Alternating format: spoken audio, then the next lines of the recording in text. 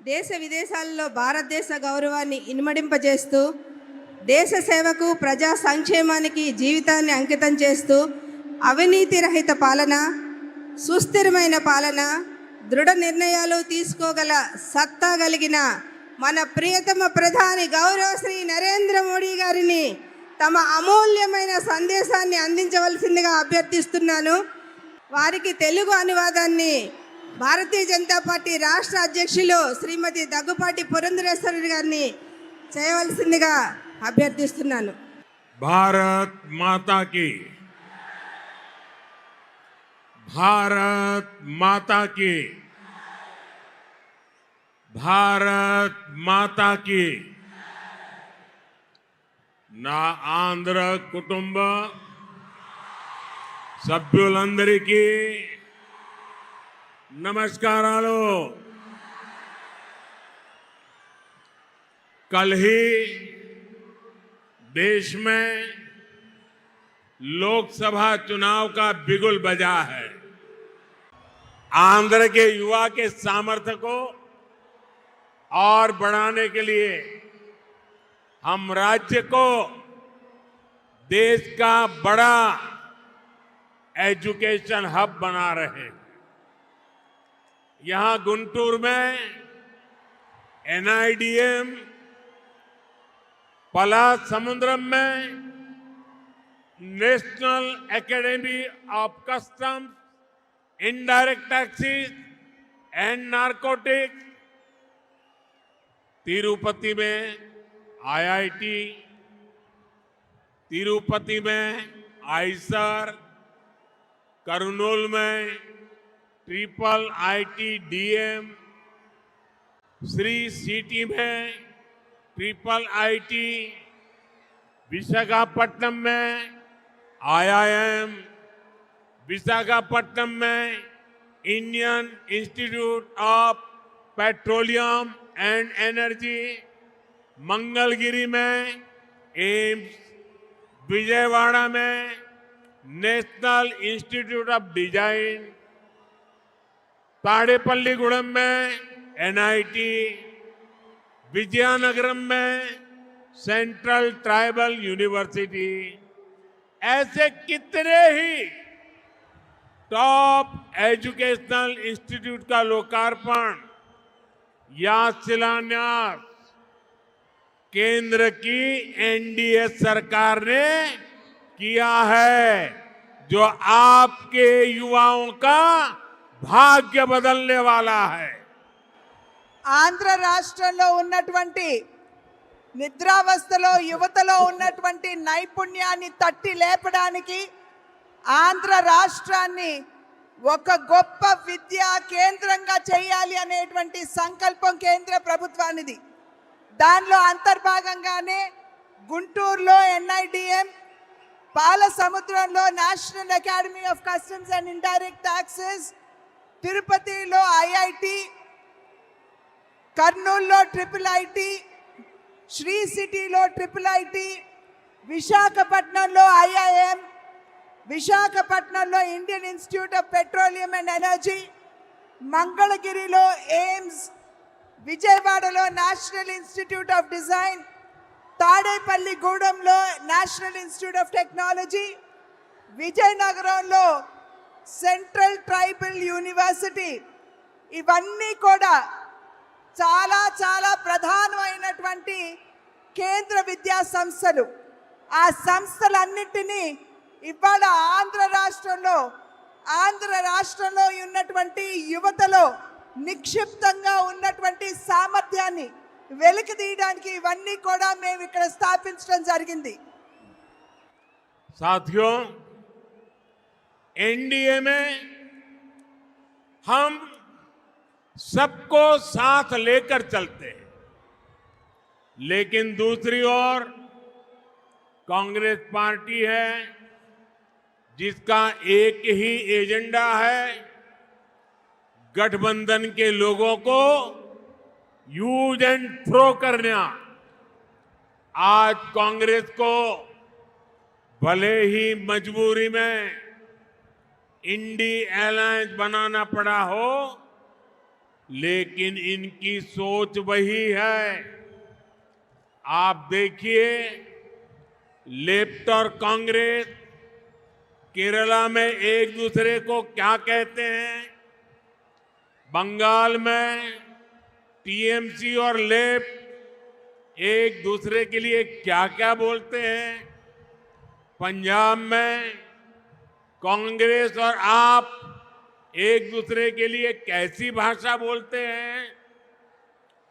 जो लोग चुनाव से पहले अपने फायदे के लिए ऐसे लड़ते हो, ऐसे झगड़ते हो, वो चुनाव के बाद क्या करेंगे, ये आप इसका अंदाजा लगा सकते हैं।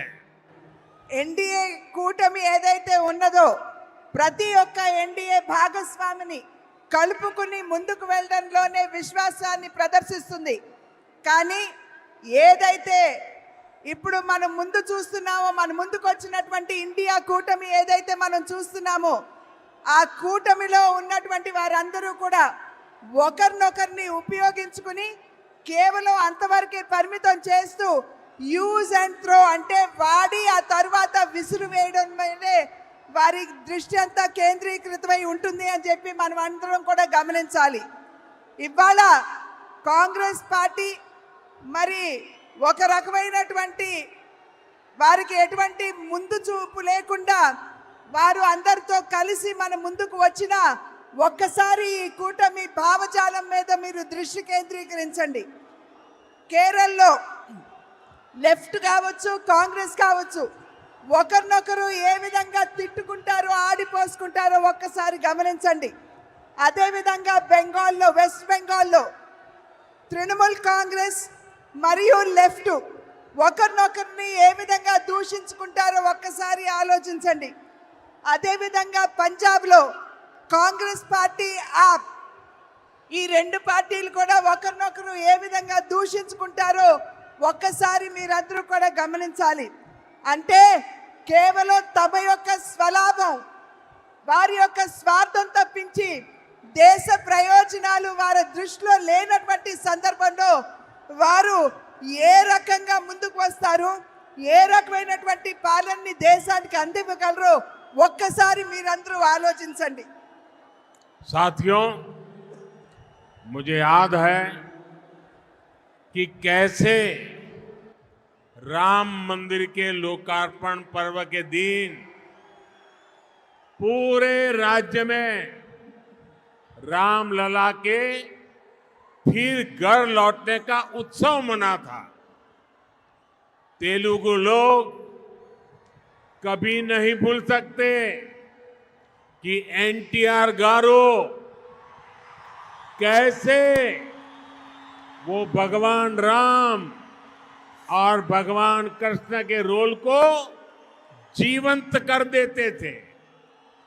उन्होंने जीवन भर किसानों और गरीबों के हक की लड़ाई लड़ी थी और इस वजह से उन्हें कांग्रेस के अत्याचारों को भी सहना पड़ा था।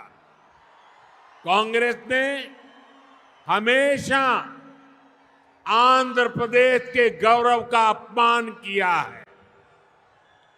ये हमारी सरकार है जिसने हमेशा आंध्र गौरव का सम्मान किया। पिछले वर्ष ही हमारी सरकार ने एनटीआर गारू के शताब्दी वर्ष पर स्मारक सिक्का जारी किया था। कुछ समय पहले ही एनडीए सरकार ने तेलुगु धरती के सपूत पीवी नरसिम्हा राव जी को भारत रत्न दिया। कांग्रेस ने कैसे उनका अपमान किया था, मैं इसके विस्तार में नहीं जाना चाहता, लेकिन ये बीजेपी है, एनडीए है, जो हमेशा पार्टी लाइन से ऊपर उठकर देश के लिए समर्पित नेताओं का सम्मान करती है। ఒక్కసారి మనం తిరిగి చూసుకున్నట్లయితే మనం ఇంతకు ముందే శ్రీరాముణ్ణి ఒక భవ్యమైనటువంటి మందిరాన్ని నిర్మాణం చేసి వారిని తీసుకుని వచ్చి అక్కడ పునఃప్రతిష్ఠ చేయడం జరిగింది. శ్రీరాముడి గురించి మనం ఒక్కసారి గుర్తు చేసుకున్నట్లయితే మన కళ్ళ ముందు సాక్షాత్కరించేది నందమూరి తారక రామారావు గారు. వారు ఏ విధంగా శ్రీరాముడిగా శ్రీకృష్ణుడిగా వారు నటించడం గారు జీవించారో మనందరికీ తెలిసినటువంటి విషయమే. వారు నందమూరి తారక రామారావు గారు వారి జీవితాన్ని పేదల కోసం, రాష్ట్రంలో ఉన్నటువంటి రైతుల కోసం, వారి హక్కుల కోసం చేసినటువంటి పోరాటాన్ని, వారికి అందించినటువంటి సేవని ఇక్కడ మనం ఖచ్చితంగా గుర్తు చేసుకోవాలి. అదేవిధంగా వారు కాంగ్రెస్ పార్టీ తరఫున అప్పుడు ఉన్నటువంటి కాంగ్రెస్ ప్రభుత్వం ఏ విధంగా వారిని ఇబ్బంది పెట్టిందో మనందరికీ తెలియనటువంటి విషయం కాదు. కాంగ్రెస్ ప్రభుత్వం ఎప్పుడూ కూడా ఆంధ్ర ప్రజల యొక్క ఆత్మ గౌరవాన్ని దెబ్బతీసినటువంటి విషయాన్ని మనం ఇక్కడ గుర్తు చేసుకోవాలి. నేను మళ్ళీ మీకు గుర్తు చేస్తున్నాను, నందమూరి తారక రామారావు గారి 100 సంవత్సరాలు గడిచినటువంటి సందర్భంలో వెండి నాణాన్ని కూడా వారి పేరు మీద విడుదల చేయడం జరిగింది. ఇవాళ నేను మరి ఒక్కసారి మీ అందరికీ తెలియజేస్తున్నాను, ఆంధ్రుల యొక్క ముద్దు బిడ్డ అయినటువంటి శ్రీ పివి నరసింహారావు గారు వారికి మరి భారత రత్న ఇచ్చి గౌరవించింది కూడా ఎన్డీఏ ప్రభుత్వం అని చెప్పి మనం ఇక్కడ గమనించాలి. నరసింహారావు గారిని ఏ విధంగా కాంగ్రెస్ ప్రభుత్వం, కాంగ్రెస్ పార్టీ అవమానపరిచిందో మనందరికీ తెలిసినటువంటి విషయమే. కానీ భారతీయ జనతా పార్టీ నాయకత్వంలో ఉన్నటువంటి ఎన్డీఏ ప్రభుత్వం ఎప్పుడూ కూడా పార్టీలకు అతీతంగా ఎక్కడైనా సరే భారతదేశం ముద్దు బిడ్డలుంటే వారందరినీ కూడా గౌరవించుకునే దిశగా ఎన్డీఏ ఎప్పుడూ అడుగులు వేస్తుంది. साथियों, आंध्र प्रदेश के लोग इस चुनाव में 2 बड़े संकल्प लेकर के आगे बढ़ रहे हैं। पहला, लोगों ने तय कर लिया है कि वो दिल्ली में एनडीए सरकार को वापस लाकर रहेंगे। दूसरा, यहां के लोग राज्य सरकार से इतना आक्रोशित है कि उसे हटाने का मन बना चुके हैं। यहां राज्य सरकार के मंत्रियों में एक दूसरे से ज्यादा भ्रष्टाचार करने का कंपटीशन चल रहा है। आंध्र प्रदेश के लोग देख रहे हैं कि राज्य के तेज विकास के लिए जिस सकारात्मक वातावरण को बढ़ाने की जरूरत थी, उसे पिछले 5 साल में यहां धक्का लगा है। आंध्र प्रदेश के लोगों ने देश के विकास के लिए, आंध्र प्रदेश के विकास के लिए पूरी सकारात्मकता के साथ वोट देने का निर्णय ले लिया है। ఆంధ్ర రాష్ట్ర ప్రజలు 2 సంకల్పాలు తీసుకున్నారని చెప్పి నేను భావిస్తున్నాను. మొట్టమొదటిది, కేంద్రంలో ఖచ్చితంగా ఎన్డీఏ ప్రభుత్వాన్ని స్థాపించాలి అని చెప్పి నిర్ణయం చేయడం జరిగింది. రెండవ సంకల్పం, ఏదైతే రాష్ట్రంలో అవినీతిలో కూరుకుపోయినటువంటి ప్రభుత్వం ఉన్నదో దాన్ని పెకలించి విసిరివేయాలి అని చెప్పి నిర్ణయం తీసుకున్నట్లు నాకైతే అర్థమవుతున్నటువంటి విషయం. ఈ రాష్ట్రంలో ఉన్నటువంటి మంత్రులు ఎవరైతే ఉన్నారో సవ్యమైనటువంటి పరిపాలనని ప్రజలకు అందివ్వడం కంటే కూడా ఎవరికంటే ఎక్కువ అవినీతి చేస్తారో దాని మీదే దృష్టి కేంద్రీకరించారని చెప్పి మనం ఇక్కడ అర్థం చేసుకోవాలి. మన ఆంధ్ర రాష్ట్ర ప్రజలు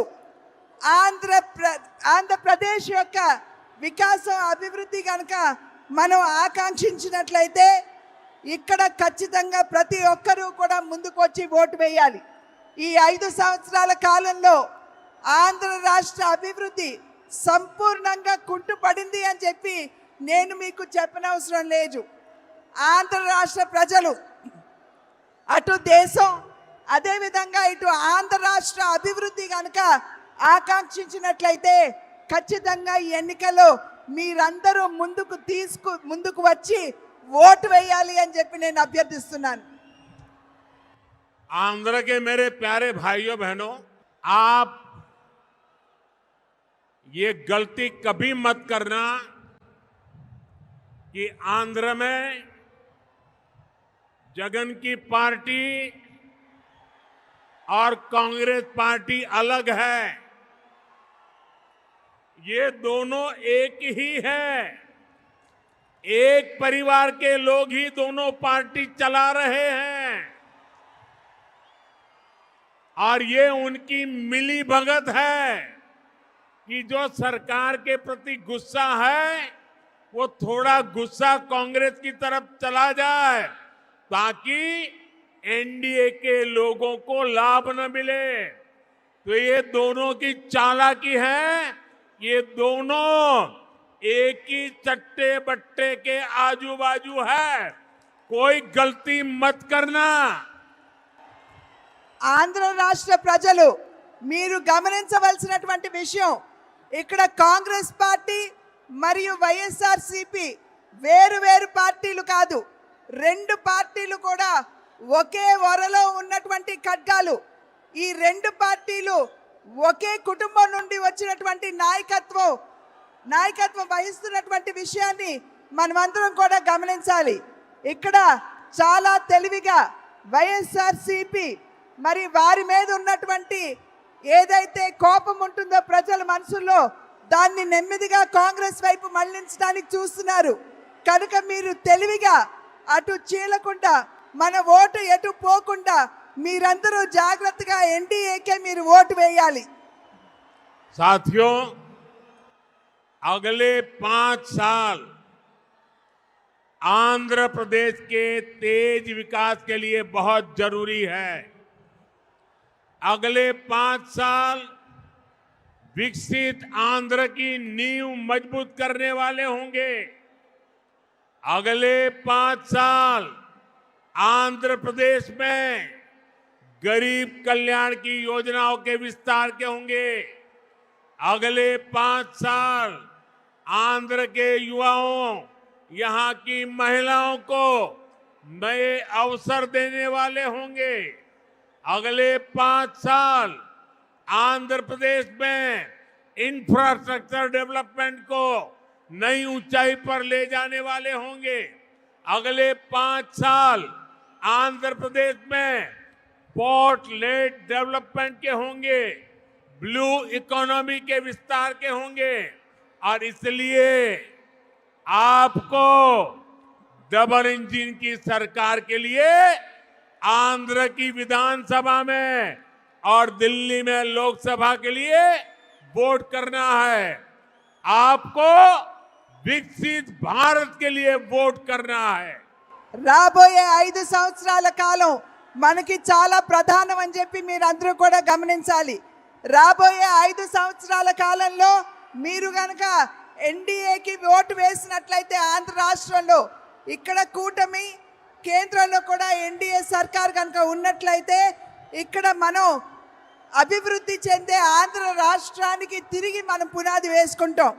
రాబోయే 5 సంవత్సరాలు రాష్ట్రంలో ఉన్నటువంటి పేదల కళ్యాణాన్ని, వారి యొక్క సంక్షేమాన్ని ఆకాంక్షించుకునేటువంటి ప్రభుత్వానికి మనం పునాది వేస్తాము. రాబోయే 5 సంవత్సరాల కాలంలో రాష్ట్రంలో ఉన్నటువంటి యువత మరియు మహిళలు వారికి కొత్త అవకాశం ఇచ్చేటువంటి ప్రభుత్వానికి మీరు పునాది వేస్తారు. రాబోయే 5 సంవత్సరాల కాలంలో ఏదైతే అభివృద్ధి చెంది ఆంధ్ర రాష్ట్రానికి మౌలిక వస్తువులు అవసరమో వాటికి మీరు పునాది వేస్తారు. రాబోయే 5 సంవత్సరాల కాలంలో పోర్టులు మాత్రమే కాదు, నీలి విప్లవానికి కూడా మీరు పునాది వేస్తారు. కనుక డబుల్ ఇంజిన్ సర్కార్ అంటే కేంద్రంలో ఎన్డీఏ కూటమి, అదేవిధంగా రాష్ట్రంలో కూడా మనం ఎన్డీఏ కూటమిని కనుక గెలిపించుకున్నట్లయితే మీరు అభివృద్ధి చెందే భారతదేశానికి, అభివృద్ధి చెందే ఆంధ్ర రాష్ట్రానికి మీరు ఓటు వేస్తున్నారు అని చెప్పి గమనించండి. साथियों, लोकतंत्र का उत्सव आज से प्रारंभ हुआ है. आप सबसे मेरी रिक्वेस्ट है कि लोकतंत्र के उत्सव का हम स्वागत करें और स्वागत के लिए अपना मोबाइल फोन बाहर निकालिए, अपने मोबाइल फोन का फ्लैश लाइट चालू कीजिए. सब लोग अपने मोबाइल का फ्लैश लाइट चालू करें. మీరందరూ కూడా ఇప్పుడు ప్రజాస్వామ్య వ్యవస్థలో ఒక పండుగ వాతావరణాన్ని మనం ఎలక్షన్ రూపంలో ఎదుర్కోబోతున్నాం. మీరందరూ కూడా మీ మొబైల్ ఫోన్స్ తీయండి, టార్చ్లు వెలిగించండి. जिसके पास भी मोबाइल है, फ्लैश लाइट चालू करके आज से लोकतंत्र के उत्सव का स्वागत करें. మీరందరూ టార్చ్లు వెలిగించి ప్రజాస్వామ్య వ్యవస్థలో వెలుగును నింపండి. ये विशाल जनसागर दिल्ली को भी संदेश देगा और आंध्र के घर घर में भी संदेश देगा. ఏదైతే మీరు ఇప్పుడు వెలుగులు వెలిగించారో అది అభివృద్ధి చెందిన ఆంధ్ర రాష్ట్రానికి, అభివృద్ధి చెందుతున్న భారతదేశానికి నిదర్శనం. मेरे साथ बोलिए भारत माता की, भारत माता की, జై भारत माता की. జై. बहुत बहुत धन्यवाद.